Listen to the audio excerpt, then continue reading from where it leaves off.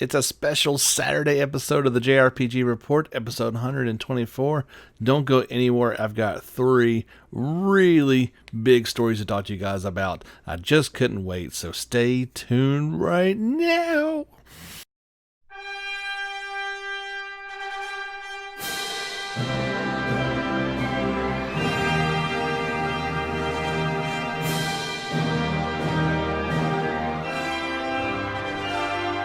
All right, friends, thank you so much for tuning in. Like I said, it is a special Saturday episode. We're not doing a Sunday special this week, as I've got 3 big stories I want to talk about. There were some other smaller ones, but we'll save those for our normal podcast on Wednesday. But I just could not wait. Sometimes, we barely have enough for one podcast a week, but if stuff really breaks, I want to bring it to you in a timely fashion. So I was already kind of considering doing a podcast based off the, what was the Microsoft presentation that they did the other day? Xbox Games Showcase. And, a lot of times that doesn't really apply to our genre, Xbox. They do get occasional games, and we'll actually talk about 2 of them today. But by and large, that is a Switch and PlayStation area. So I was already considering it anyway. Of course, if you remember last year, Tales of Arise debuted during the Xbox presentation at E3, although it was obviously for multi-platforms. However, just yesterday, I don't even know where this came from, but there was some big news kind of circulating the day before of a possible announcement. And if you are an old school JRPG fan like myself, you're going to want to pay attention for sure.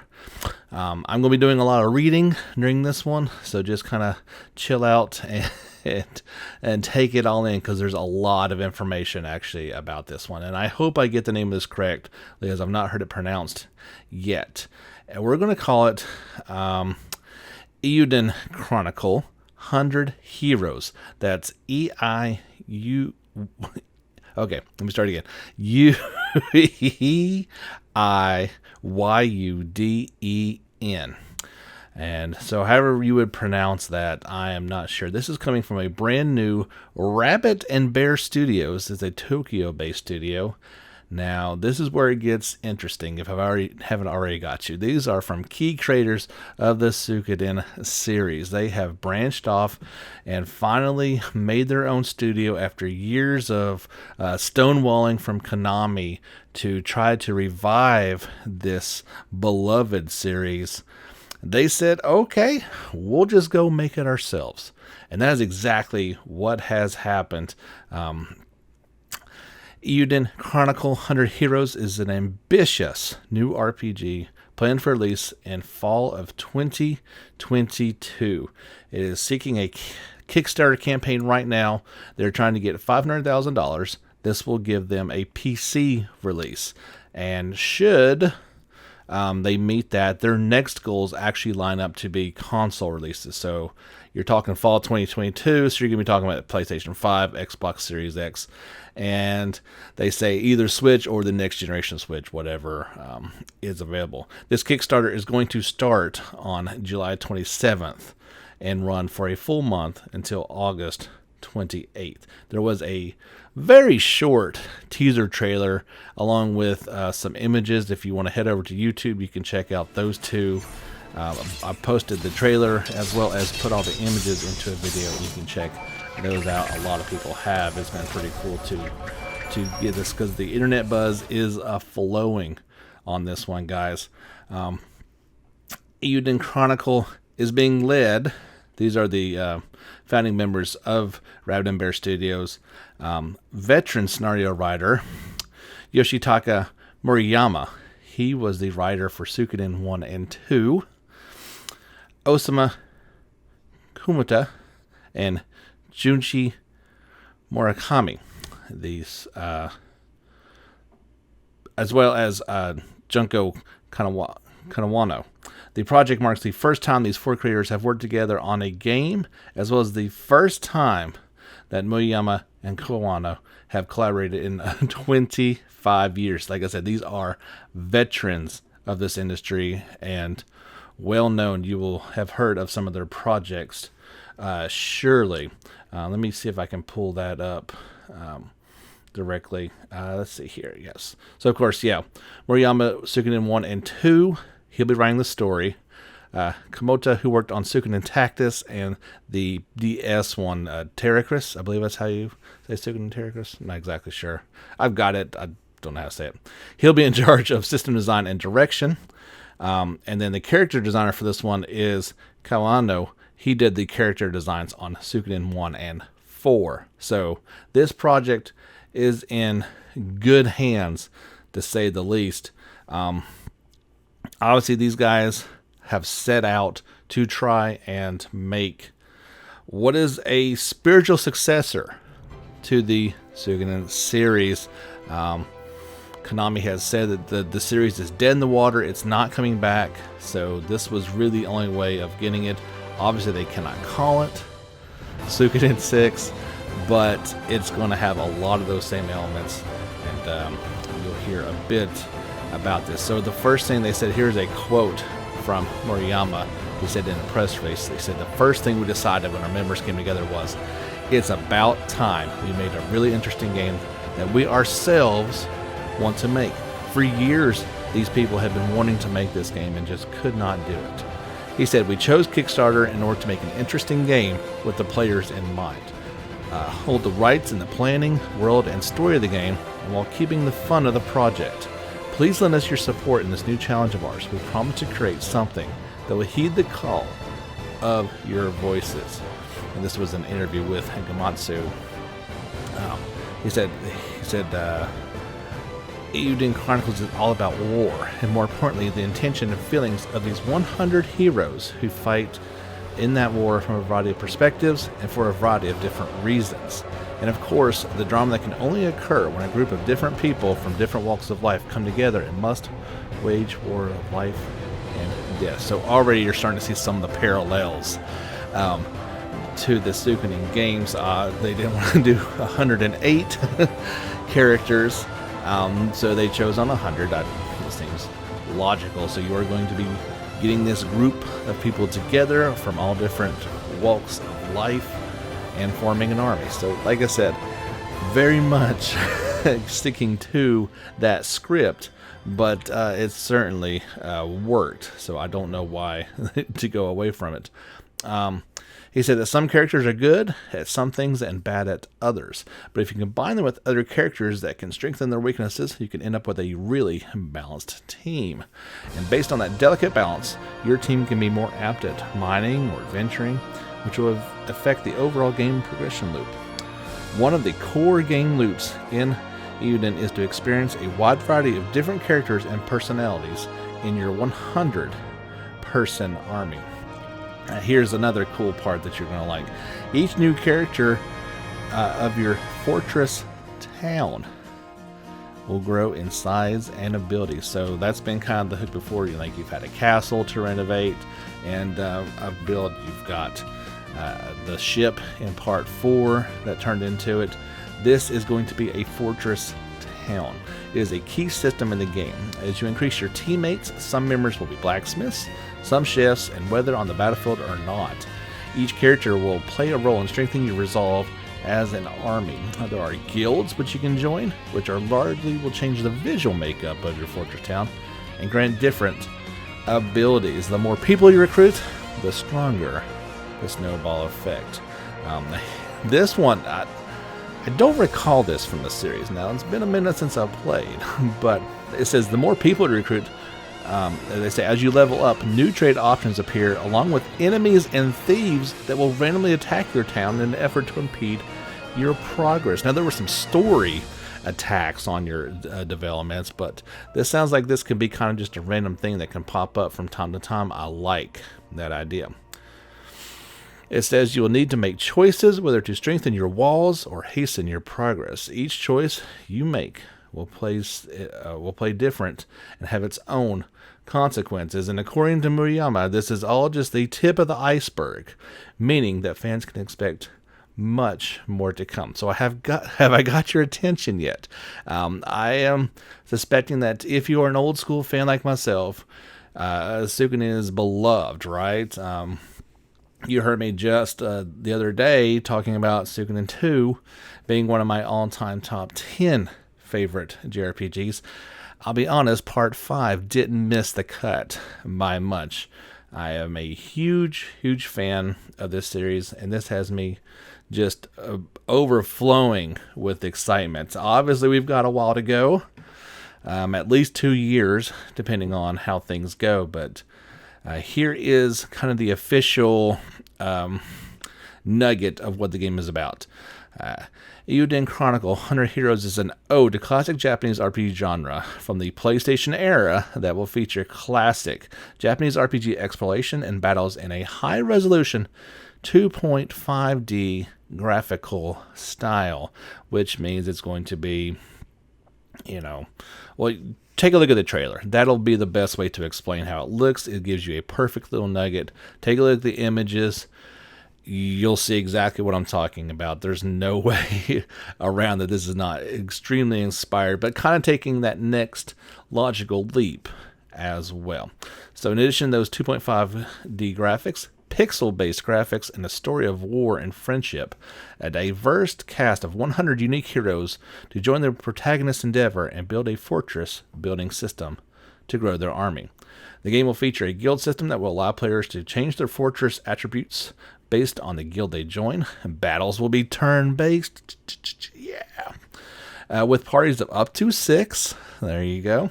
And feature a dynamic boss battles that change camera angle and rotate depending on the environment. You will also see this in the trailer. So it's a little hard to explain, and I think this is just going to be for boss battles. I think standard battles aren't going to play out this way, but bosses have a set defined area, and so you see a clip of the boss battle, and you see actually each character kind of being on a different plane. So you've got your kind of attackers up closer on a pathway that's much closer to the boss, while your magic and your range attack people are actually back a little bit more on their own like little cliff area. And it did kind of show like it rotating from one point to another behind those characters as they attacked. Like I said, it's a short trailer, so you can't get a ton out of it, but man, does it look exciting. Let me give you a little bit more information about Rabbit and Bear Studios before we talk about the individual characters that have been announced so far. So, Rabbit and Bear Studios was founded back in March 26th of 2020. I actually heard about this before, but I didn't bring it to y'all's attention as it was such a small little blurb. I didn't really pay too much attention to it. Obviously, I should have. It was formed by Yoshitaka Moriyama, and the studio asked the age-old question, what do gamers really want? It's something that we must never forget as creators, they say. To continually focus on giving the fans the experience that they really want. We have created Rabbit and Bear Studios as a first step in realizing the dream and having the responsibility that comes with it. It's our core philosophy, and we plan to lead by our actions. So we mentioned some of these people before.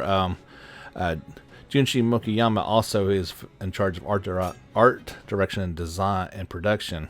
He previously worked on Castlevania Aria of Sorrow. Obviously, it'd be a decent one. And we're going to have some music that you may have heard of. Maybe not the people in particular, but Michiko Naruke is of the Wild Arms series, and Moto Sakuruba is of the Tales of series, as well as others. So they've got some pedigree in their designers and key developers, and that should you've got this collection of talent. It almost sounds like it's too good to be true, right? But we've got a long ways to go. So here's some of the story first. They say, welcome to the continent of Alran. Our story begins in one corner of Alran, a tapestry of nations with diverse cultures and values. By dint of sword, by way of magical objects known as rune lenses. Yeah, so okay, we're not dealing with runes. They're rune lenses. They're completely different, right? The land's history has been shaped by the alliances and aggressions of the humans, beastmen, elves, and desert people who live there. The Galdean Empire has edged out other nations and discovered a technology that amplifies the rune lenses magic. Now the Empire is scouring the continent for an artifact that will expand their power even further. It is on one such expedition that Sein Kessling, Seign, a young gifted Imperial officer, and Noah, Nowa, a boy from a remote village, meet each other and become friends. However, a twist of fate will soon drag them into the fires of war and force them to both re-examine everything they believe in to be right and true. Sounds a bit like Suikoden 2, maybe. Obviously, this is going to be... I think this is where we're going to get some bit of new stuff that hasn't been told before, and I'm perfectly okay with that. It sounds like a very interesting dynamic to this world. They are setting up a large-scale war, so that is to be expected. So here are the characters. First is Noah. He is a male, age 17, from a remote village in the League of Nations. His favorite food is anything with meat in it. Of course, food is important. You've got to know your favorite foods for the perhaps cooking mini game. And his quote is, "That's who I am, a meddler. Always will be, just ask lean. So don't tell me to do... Okay, so don't tell me to do nothing. I may not be able to help them, but at least I want to try." His character design is strongly bringing up the main character of 2, except he has kind of these long, not swords, but they have hooks on the end of them, kind of like a harpoon type look. They're a pretty cool looking weapon. They say, when the League of Nations recruits warriors to assist in a joint expedition with the Galdean Empire, our protagonist answers the call and leaves his remote village to test his skills. On the mission, he finds an ancient rune lens, unaware that the discovery will spark a war between the League and the Empire.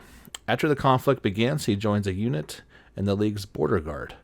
The protagonist is the, quote, "Luke before you leap" type. No, I'm sorry. He is the leap before you look type. That's very, very different. He doesn't always weigh the pros and cons before springing into action, and while his constant need to involve himself in other people's problems sometimes creates headaches for his companions, and they like him for it and know his heart is in the right place. After all, if they ever got into trouble, he'd be the first one to be there. The other character we already mentioned, Sin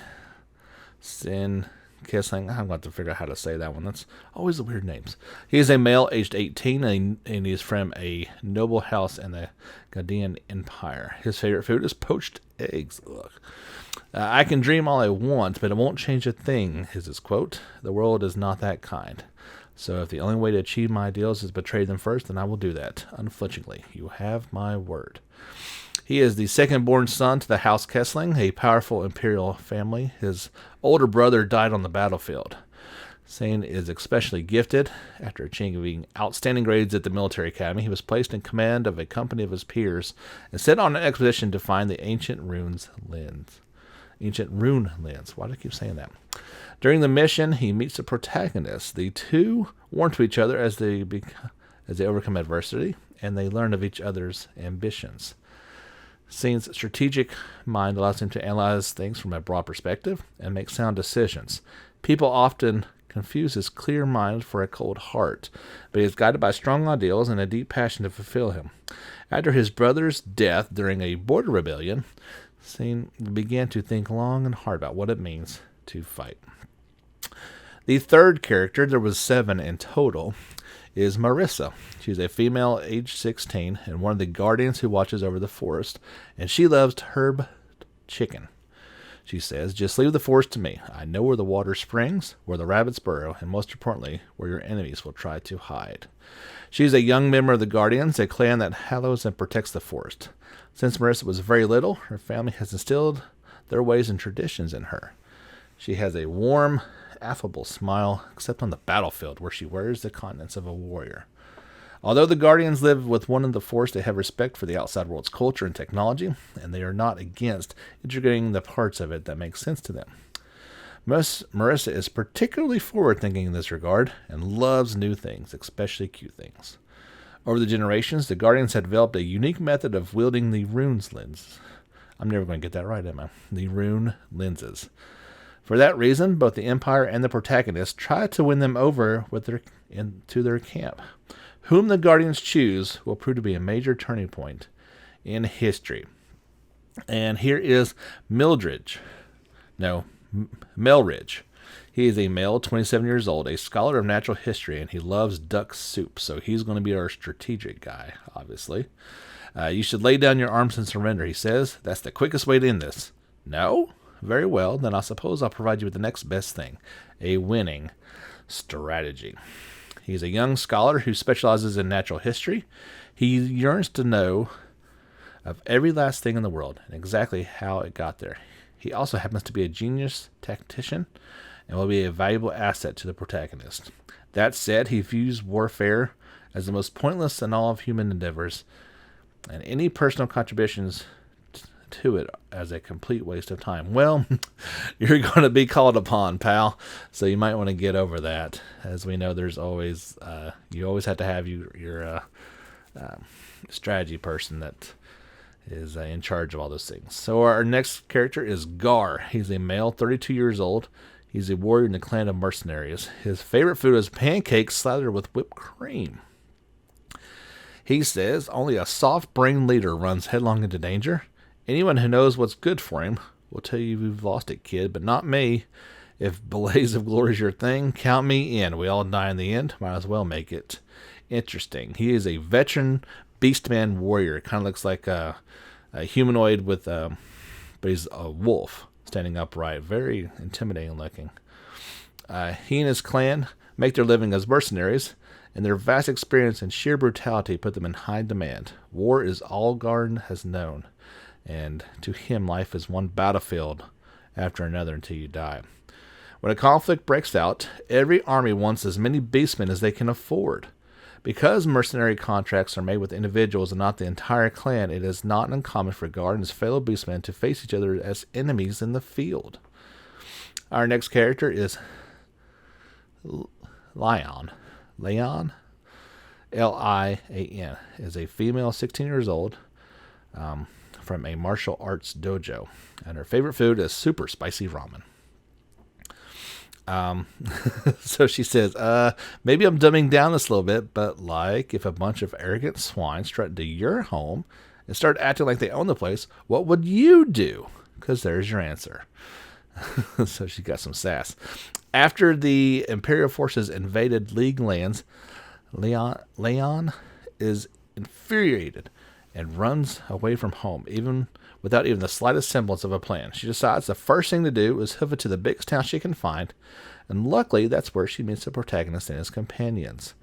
Leon was born in a dojo, and her father wasted no time in teaching her. She was doing a roundhouse kick before she even learned to walk properly.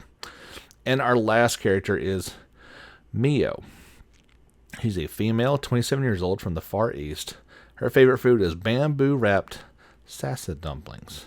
She says the road you walk is one, and yet its endpoints are a myriad. You can still choose where the road takes you. She is a swordsman who is journeying to find the perfect way of the blade. She is a stoic personality and rarely speaks, unless it's to challenge someone she views as a worthy opponent.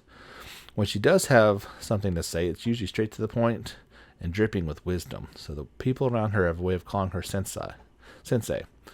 However, even the greatest of senseis do have the occasional brain fart. There are some images that go along with this, with no description, but they show a waterstead town of Quinja, a very quaint looking place, has a eastern feel to it with lots of water features. And then there's a seaside cavern looks like there is a shipwreck in the middle of a lagoon underground, and that's also where you get some images of the first boss fight.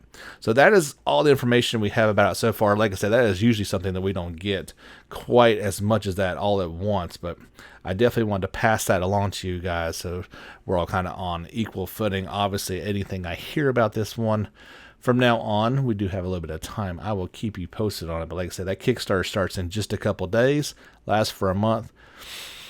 I have never done a Kickstarter before. I'll be honest. I've never really felt like it was anything worthy of it or something that I wanted to give personal funds. I don't see how I'm not going to with this one. It seems like the perfect game to start a Kickstarter with. Sometimes you see them too where it's like, you know, a major studio doing one. I'm like, no, you need to just do it the normal way. You've got the money. These guys are just starting a new studio. They've got a great idea. They've already got several assets in place. I feel like that's the right way to do it. Then get it started and to bring it to the masses. So yeah, I'll be involved with this one for sure. Are you guys excited as I am? I certainly hope so. Make sure and reach out to us either on our Facebook page or Twitter or a YouTube comment. Let me know how excited you are about it. But that's our first story. We're going to take a pause, have a word from Anchor, and I'll be back with our last two stories, including a big sale going on the PSN Store right now that you'll want to check out here on the JRPG Report, episode 124. All right, guys, welcome back to the podcast.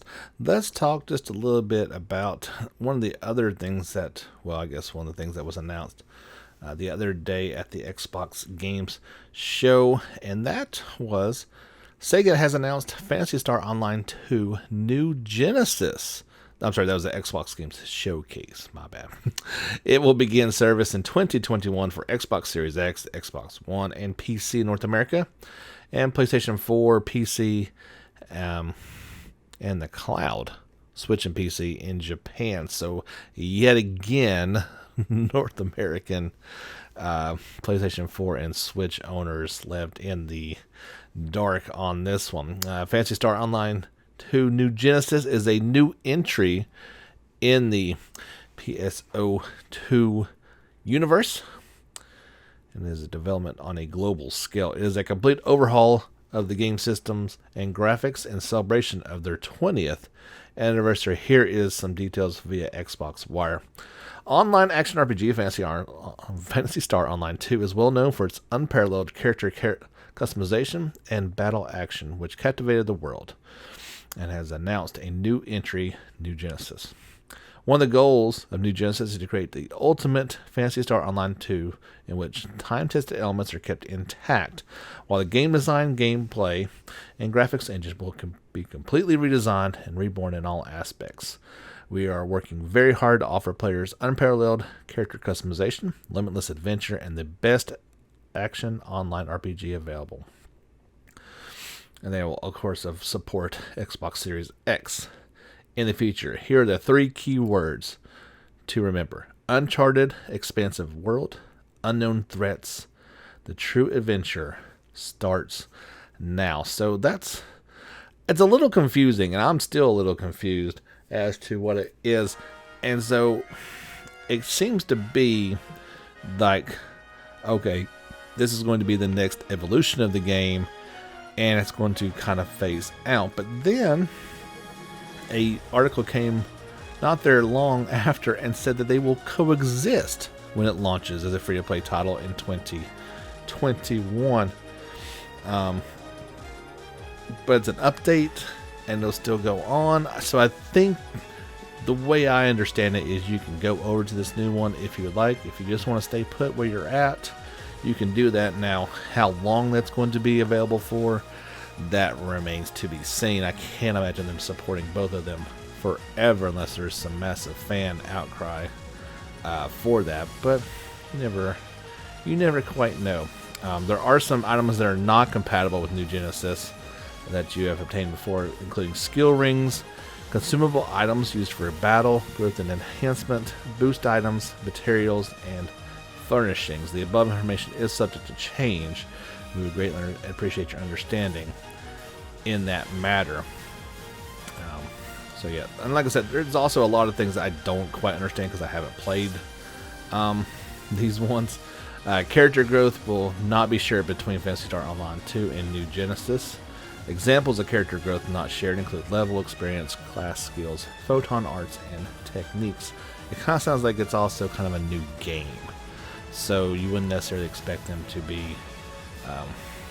carried over in that aspect. So I've got new images and 2 new trailers kind of explaining all this, that this will probably make a lot more sense if you are a player of these rather than my mindless rambling. So head over to our YouTube channel. Don't forget, if you haven't already, go ahead and subscribe to that.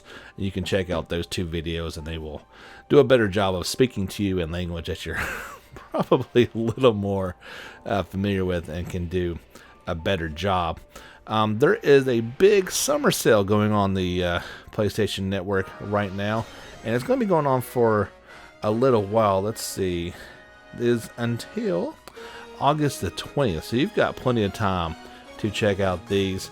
There was, let's see, I think there's right under 200 games on sale, and 44 of them match the criteria of RPG. So I'm going to highlight some of these bigger ones for you guys that I can point out. Some are JRPGs, some will fall outside that range. But you've got games like Akaba's Beat down to just $7.50. We just talked about the sequel for Chile Araza coming out soon. Well, if you've not played that one, now is the perfect time to do this. On the PlayStation Store, they've got it down to 39% off. Never heard that before. Don't know why. But it is 39% off to bring it to $36.59. Kind of ridiculous, but hey, that's a pretty good little discount. Now, if you want it physical, I have seen it on, I believe, Amazon. Put it down to $40. So that's extremely good price point for PlayStation 4. Switch owners, there is still no copies of this game out there. I've seen reports of eBay copies of this thing going for ridiculous amounts, and I know nobody would actually pay this, but somebody had to actually list it at $600. Which, hey, I love the game. Don't get me wrong, but I would never pay more than list price for a game. That's just kind of insane. But if you have not picked this one up, absolutely, now is the time to do it if you're a PlayStation 4 owner. Divinity Original Sin 2 is down to $30. I believe that's the first one. Dragon Quest Heroes, the first one, is down to $20. You can get the original Final Fantasy 7, just $8. That is a really good deal. That's half off. Half off for Final Fantasy 8 Remastered as well, down to $20. We'll do a quick plug here. I'm supposed to be recording with Dalton next week over on his Steam Machine podcast, The Steam Machine. You know, make sure you put the in there. We're going to be recording next week a special Final Fantasy 8 podcast. They have been playing it for the past couple weeks, and I believe they're going to wrap it up next week, and I'm going to kind of join him and talk about the game. Now, I'm sorry, Dalton, I know it's your jam, but I did have some problems with the game, and so I'll just spend my time bashing it, and you can spend your time defending it, and we'll have a fun little conversation. So definitely look out for that. I'll post the link on, or Dalton will post the link on the group, so you guys can check that out. If you've not picked out Final Fantasy 12, the Zodiac Age, it's half off now for $24.99. You may be able to keep in mind all these ones that are not digital only. You may be able to find them on sale physical as well. That's an excellent price for an excellent game. If you've been holding off on Final Fantasy 15 Multiplayer Comrades expansion, it's just $5. If you want to play perhaps the best version of Final Fantasy 15, well, Pocket Edition HD is down to just $15. If you haven't picked it up previously, Final Fantasy X and X-2 HD Remaster are just $12.50 for 2 really good games. I enjoyed Part 2, not as much as Part 1, but I enjoyed it a lot as well, so that's a really good deal on that. They've got Horizon Zero Dawn, which is not an RPG, but it's on this list, down to $15. I've seen that physical for cheaper than that even. I Am Setsuna is down to $20. That's probably a pretty appropriate price point for that game. It may have been what it should have started off with. To begin with, all the Kingdom Hearts are on sale, so you can get 1.5 and 2.5 remix down to just $20. That's excellent. 2.8 Final Chapter is $20, and Kingdom Hearts 3 is 70% off right now. You wouldn't pay $60 for it anyway, but it's down to $18 if you'd like to check that out. Ni no Kuni 2. I was a little, harsh on the game. However, if I could have got it for $15, 75% off right now, I'd have felt a whole lot better about the game, that's for sure. Anunnaki is down half off to $25. Persona 5 Royal, even getting a discount at the moment, is down to $45. Resonance of Fate 4K HD edition is $10 off, down to $24.49. Romancing Saga 2 half off, down to $12.50. Saga Scarlet Grace Ambitions is $20 and 9 pennies. The original remake for Secret of Mana is down to $20. The remake of Star Ocean First Departure R is down to $14.06. That's a 33% discount. Often hated on, but I actually kind of liked it. Star Ocean 5 Integrity and Faithlessness is down to just $12. I believe more people would be on board if they only paid $12 for it, for sure.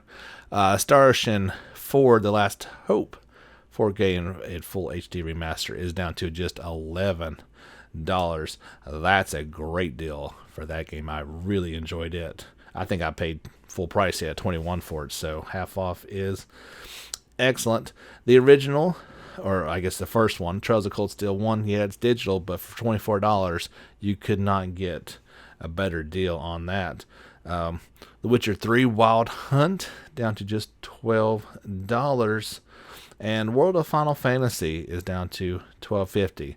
The last one that I could not recommend even more highly as well, Tales of Vesperia Definitive Edition, is $14.99. That as well you could pick up at for physical, and I did. Even though I own it on Switch, I picked it up on PlayStation physical for just $15 off Amazon. I cannot see if that deal is still going on or if they've ran out. Of course, I could tell you, even if it said it right now, and that could change by the time you listen to that, so I won't throw that out there. But what a deal for an absolutely fantastic, some would say, and it'd be hard for me to argue against it, that it's the best Tales experience. So yeah, check out these deals going on until August the 20th over on the PlayStation Network. One last thing to talk about, and I saved the best for last, I guess you could say in some aspects, but we'll see where I go with this in just a minute. I wanted to wait a few days. At the Xbox Games Showcase, it was announced that indeed Xbox owners will be able to play Dragon Quest XI now. So Square Enix will release Dragon Quest XI-S Echoes of the Elusive Age Definitive Edition for PlayStation 4, Xbox One, and Xbox Play Anywhere title, and PC via Steam and Microsoft Store on December 4th worldwide. The company announced it will also be available via Xbox Game Pass. That's pretty cool. The original game first launched back on PlayStation 4 and 3DS in Japan in July 2017. Then it came out for PlayStation 4 and PC September 2018 worldwide. Dragon Quest XI-S Echoes of the Elusive Age Definitive Edition is an enhanced version of the original game with numerous elements, which also is available for the Switch. That came out in September of 2019. So in case you forget, here is what this version is all about. There are new character side stories to know fascinating cast of companions more than ever with individual side stories and adventure. There is the retro 2D mode. In addition to having stunning 3D, you can also choose to play in 2D. With the retro-inspired graphics of classic 16-bit RPGs, I kind of feel like it was more like the 8-bit one was kind of represented that a little bit better, but obviously with more 16-bit detail to it. The 16-bit world of Tingington. Journey to the past Dragon Quest worlds full of additional side quests imagined in this retro style. You get the Japanese audio. You can choose to play the entire game with the new Japanese voiceover or the original English, and of course the fully orchestrated soundtrack. The ability to switch between the symphonic soundtrack or the original synthesized soundtrack as you travel all over the world, as well as photo mode. You can immortalize your adventure with the perfect image, rearrange characters, sets, different poses, etc., etc. So that's the differences in between those two games, in case you were wondering. So there's also included a frequently asked questions portion. And here's where we get to some things. So they say, what are the differences from the Nintendo Switch version? In terms of content, there are no differences whatsoever. However, differences in spec may result in differences in graphical quality. Next question. I already own the PlayStation 4 version of Dragon Quest XI. Is it possible to upgrade to Dragon Quest XI-S? No, this is not possible. Yeah. I'm going to get through this and then I'll react to all of them, okay? Are there any differences between the PlayStation 4, Xbox One, Game Pass, and Steam versions? In terms of content, there are no differences. However, differences in spec may result in differences in graphical quality. Obviously, a beefed up PC may slightly make it look better than another version. Is it possible to synchronize data between Xbox One and Windows 10? Yes. Can you create multiple saves? Of course, you can get up to 9 of them. How do you switch between 2D and 3D mode? It's possible to switch at any church or campsite. When you switch, you'll need to select your current chapter or one you've already completed, and you'll be able to play from that point. So it's not truly, oh, I'd love to play this point in 2D. No, you're saving it and you're kind of loading into that point. As a rule, most information, including party members' levels and attributes, your inventory and battle history, draconian quest choices, completion status, accolades, etc., will be carried over from one to another unless there is a story-related reason this is not to be the case. Can you turn voices on and off? Yes, you can do that. Can save data from the demo version be carried over to the full game? Yes, it's possible to use save data from the demo. Can you switch between Japanese and audio and English? Yes, we talked about that before. This relationship between this title and previous Dragon Quest XI title for PlayStation 4 and Switch, is the story different from the Nintendo Switch version? No, it's exactly the same. Will I still enjoy this title if I've never played Dragon Quest XI on PlayStation 4 or Dragon Quest XI-S on Nintendo Switch? Yes, anyone can enjoy this title, including if you've never played any of them before. What's the difference between this title and the previously released Dragon Quest XI for PlayStation 4? Have the graphics been improved, for example? Answer. This version includes a number of new features that were not present in the original for PlayStation 4, including new storylines, the ability to switch to 2D mode, additional voice data, and more. It's a port of the Nintendo Switch version, so the graphics are not the same as they were for the original Dragon Quest XI for PlayStation 4. Please note, however, that the resolution and frame rate are at least as good as they were for the PlayStation 4 release. What will happen to the trophies I earned? This is a completely separate title. The trophy library is therefore also separate. So there you go. That's maybe the answer that you were looking to hear. So you have the original released 2 years ago for PlayStation 4 and PC. Then you had the version for the Switch released with all the extra features. However, obviously it had to be scrunched down to a Switch cartridge. Therefore, there was the need to lessen the graphical fidelity of it quite a bit. It looked good for what it did, right? Now, you're now taking that version and upscaling it back to PlayStation 4 Xbox, and PC. So really, unless you are an Xbox owner and you've not played this game before, this is for you, okay? This is absolutely for you. If you don't have these other systems, this is going to be the best way to play the game. It's the only way to play the game. If you are like myself and you bought this game the day that it came out and we're hoping for some sort of DLC that will you really the one that makes that I want the most is the orchestra music instead of the MIDI sounds. That's been the biggest head scratcher that was removed from it. The 2D3 mode, that's cute, that's cool. I kind of feel like that's perfect for the Switch. Like, you know, playing in handheld, it kind of has that retro feel to it. You know, and I would love to have had the all the party members on the field at the same time. That would have been really cool. That's what I wanted, and I didn't get that with the original version. At the same time, and I believe this has been quoted as going to come out at $40, right? I don't want to play on my PlayStation 4 a game that's not going to look as good as the original release. It's small, I'll give you that, but the differences are absolutely there. I've seen side by side with PlayStation 4 and the Switch versions. There is a noticeable difference. So I am very happy that they're doing this, but at the same time, it would have been really, really nice if they just would have added those features to the PlayStation 4 version or the PC version, and then I might have even been willing to pay for it that way, but I can't. It's hard for me to bring myself to buy a downgraded version of the game to do again. I'll just pick it up for the Switch if that's the case, right? Like, at least then I can kind of justify it. And by this point, I might be able to get it, I guess, a little bit cheaper. Obviously, once this one comes out, that Switch price point will come down as well. But this one is it's really kind of twisted me both ways, and I don't understand.